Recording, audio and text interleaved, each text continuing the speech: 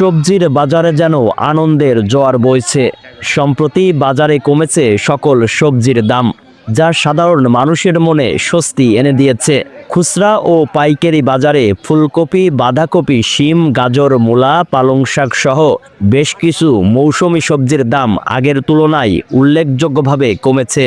কাঁচা বাজার দাম কম। এখন এক একটা কপি বিক্রি হচ্ছে 5 টাকা পিস, তাই একটা কপির ওজন 1.5 থেকে 2 কেজি।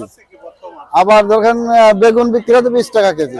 কৃষকদের উৎপাদন বাড়ার কারণে এবং বাজারে সরবরাহের স্থিতিশীলতায় এই দাম কমার প্রবণতা দেখা যাচ্ছে।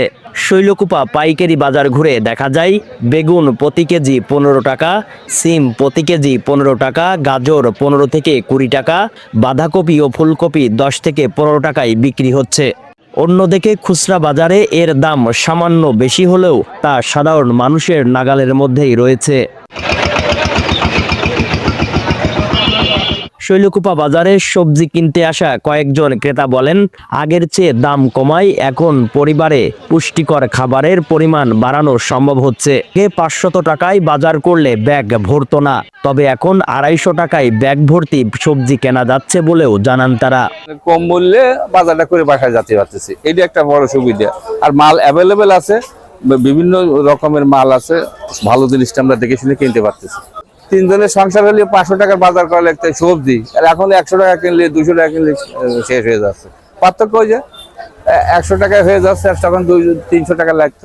কয়েকজন সবজি বিক্রেতা জানান, শীতের শাকসবজি সরবরাহ এবছর ভালো, তাই দাম তুলনামূলকভাবে কম। ক্রেতাদের উপস্থিতিও ভালো, ফলে বিক্রি বাড়ছে।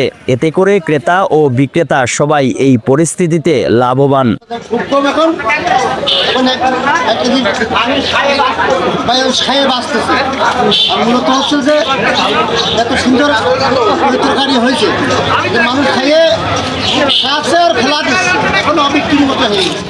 বাজারে এই ইতিবাচক পরিস্থিতি যদি দীর্ঘস্থায়ী হয়, তবে এটি সাধারণ মানুষের জীবনযাত্রায় বড় ধরনের স্বস্তি বয়ে আনবে।